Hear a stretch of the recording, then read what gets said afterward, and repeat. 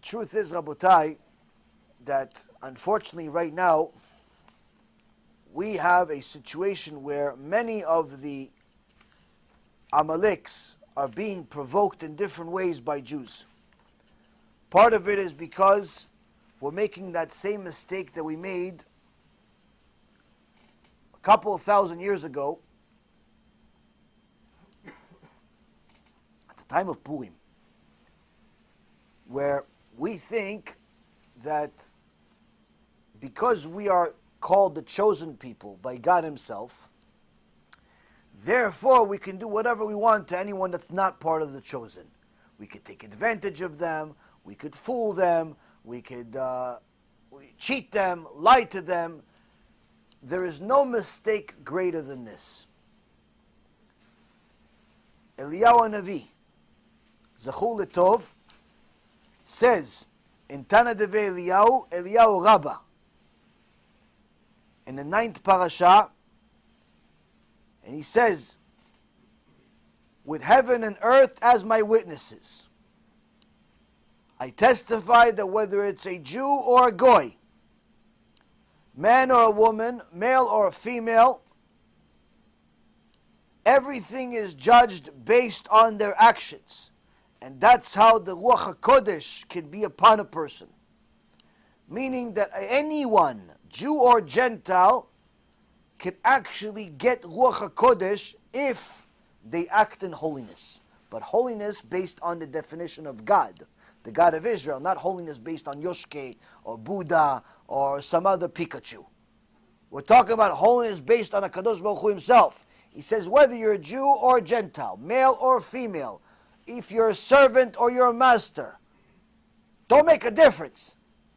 If you're a holy person, you could even acquire Ruach HaKodesh. Meaning, Rabotai Karim, that when it comes to Hashem, He's not looking at you in an unfavorable way just because you weren't born a Jew, or you were born a Jew, by default you're favorable. He's looking at you based on your actions. He's not looking at your color. He's not looking, oh, he's black, so I'm going to give him some favoritism. No, he's white, I'm going to give him some favoritism. No, he's tall, I'm going to give him some favoritism. Nobody gets favoritism. HaKadosh Baruch Hu doesn't care what color you are. HaKadosh Baruch Hu doesn't care what gender you are. HaKadosh Baruch Hu doesn't care how tall or short you are, how rich or poor you are. He doesn't care about those things. He cares about your actions. If your actions are holy, you become holy. If your actions are not, the contrary. Now,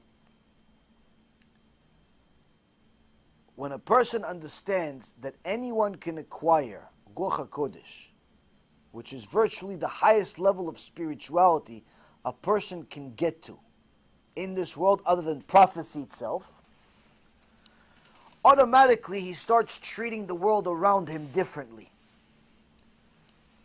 And he starts taking the halacha into consideration of how to do business with non-Jews. Because we're surrounded by them. There's almost 8 billion of them in comparison to 15, 20 million of Jews. So nonetheless, you're going to end up dealing with non-Jews, which is not a problem as long as you're not a problem. Now, the Yam Shel Shlomo, which is Rabbi Shlomo ben Yechiel Luria, about 500 years ago, he was one of the Gdolei Ador in a generation where there are some extraordinary stories about him, where there was one time a Avrech who married a woman and swore to her that since she is his first love, he's always going to be with her. But as Hashem would have it, one day this woman became very sick, his wife became very sick, and she made him promise to her, make a neder that he won't remarry. He won't marry anyone else after she dies. And the husband foolishly said yes. But of course he didn't understand what he's getting himself into. Now, she died, and he found himself as a single father with 3 kids, having a very, very big difficulty doing it himself. And he came to the Gdol Hador, Rabbi Shlomo Luria, and asked him if he could get an heter. If he can get an heter, a leniency from the Gdol Hador, to nullify this neder. Rabbi Shlomo Luria said, your neder is void. I don't even need to nullify it. It's void. It's not a valid neder. Why? You're not allowed to make such a neder because you are obligated to have a boy and a girl. You had 3 boys with your first wife, which means you did not fulfill the full mitzvah. You have to marry again.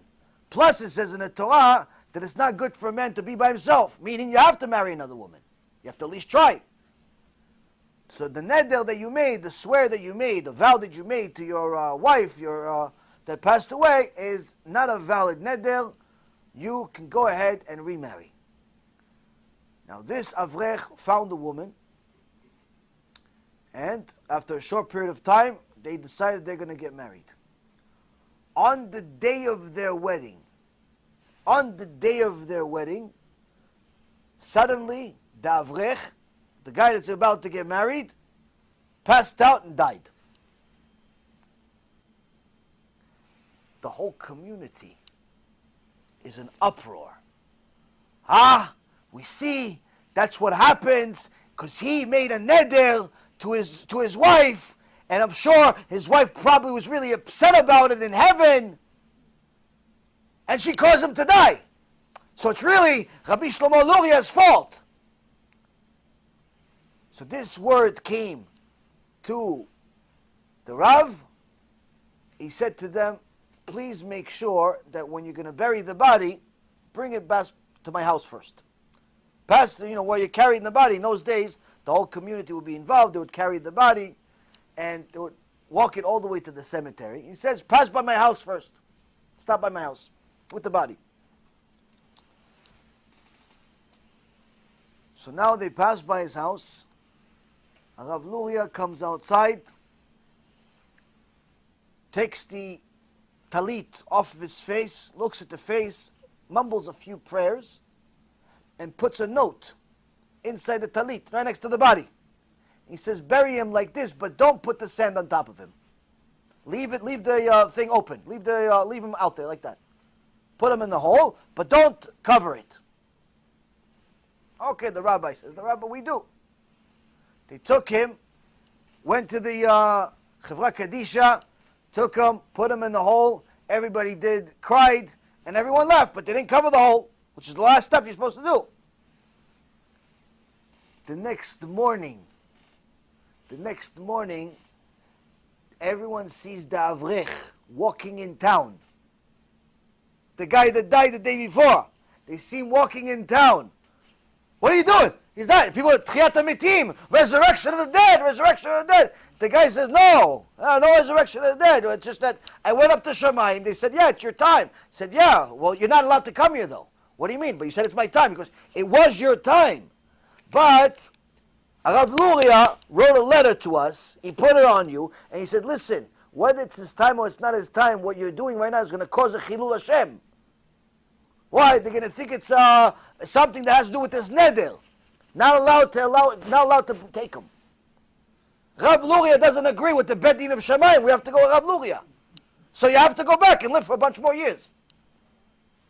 Now, the poor guy, everybody was scared of him now. The guy just dead, now he's alive. Okay, it's a big miracle, but people are scared to marry him. The girl doesn't want to marry him now. This guy's, I don't know, he's a zombie or something. Hashem Yachem. So the guy was having a major difficulty. So Rav Luria saw this. It's a real story. And I'll tell you how they found the story. So Rav Luria saw this, that's causing a big commotion. So he did a special Kabbalistic prayer or some type of act that made everyone forget. The whole town forgot what happened. So how do we know the story 500 years later? Chevra Kadisha.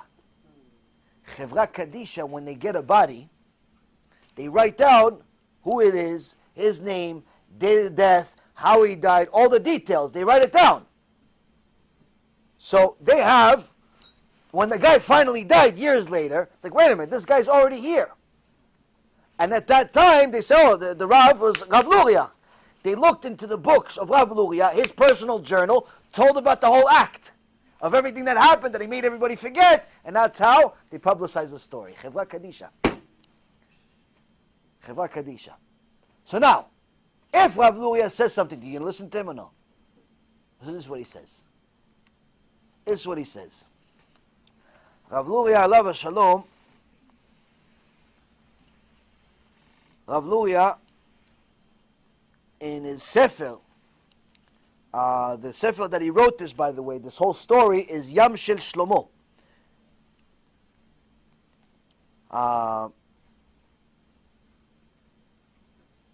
This is the Sefer I'm talking about right now. So this is actually in his personal writings. In his personal writings, that's when he wrote this.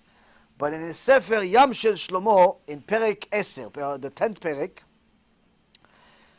commentary on the Gemara Bava Kama, in Siman 18, he says the following: one could benefit from the mathematical error that leads to a financial benefit of a non-Jew, but only if you're not causing the error.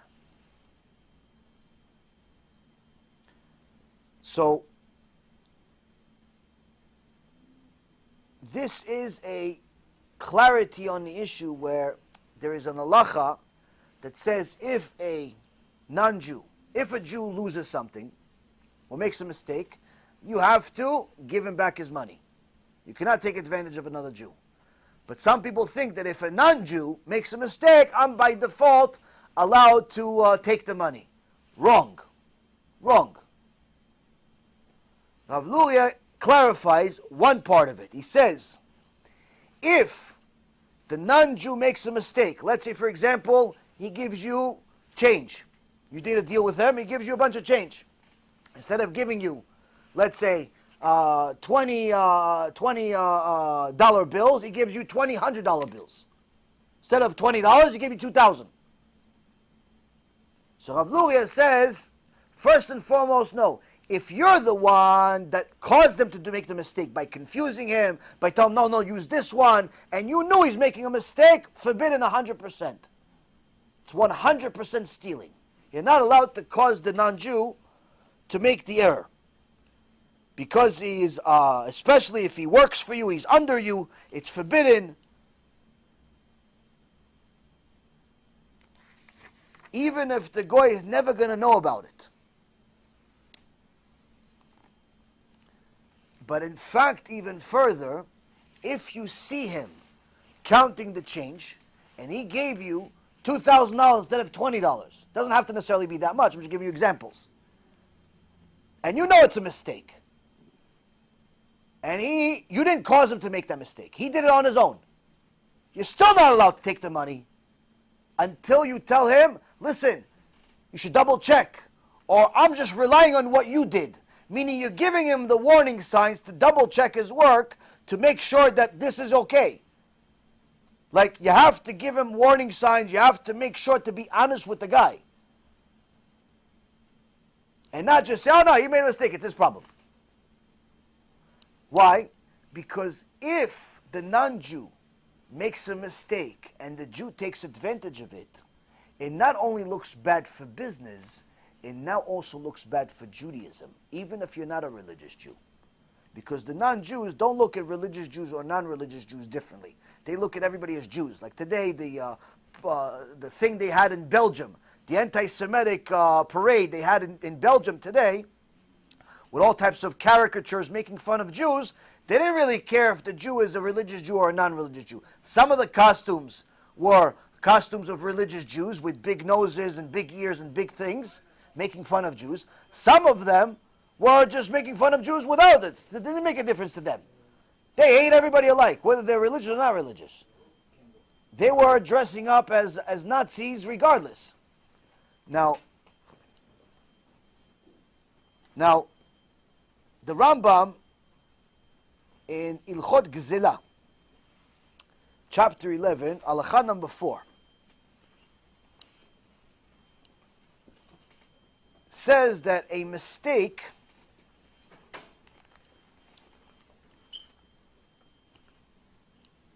a mistake in accounts, meaning a monetary mistake that is made by a non-Jew, is considered like a lost item, and it's permissible to benefit from it, but this only applies if he makes the mistake by himself. Meaning the same thing that Rav Luria said 500 years ago, he was just quoting the Rambam from 900 years ago.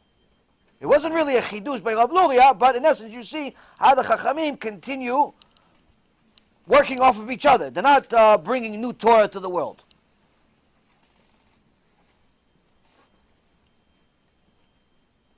Now it's forbidden to cause a Gentile to make a mistake. Further he elaborates, he says that a Gentile's error means that you have to tell him, I'm relying on your account, the Rambam says. And if he still doesn't correct himself, then you could take it, because then this guy's insisting on just losing money. But if you correct him, and he still insists, no, just take it, then this guy is either, something's wrong with him, this guy just wants to give you a gift. But if you tell him over and over again, he still insists, now you have a serious issue. So what does this have to do with cash advance? When I spoke to a few people that were in a cash advance business, and I told them, listen, it's an unethical business. You're charging the average person that's in a desperate need for money for his business enormous interest that's 3, 4, 5, 10, 100, 200 times the industry average, only because they can't get the loan from anyone else. If they were able to get their loan from a regular bank, from Chase Manhattan or JP Morgan or Wells Fargo or some normal bank and get a loan for 6, 7%, they'd never go to these thieves at the cash advance business. They never go to them. But they come into the cash advance business and they're signing off all types of documents that tell them, listen, you're going to pay 80% interest, 90% interest, 100% interest, 400% interest in some places. Some guy says, no, we only charge 40%, only 40%, as if it's allowed. I said, you're not allowed to do it. You are taking advantage of the people that are desperate.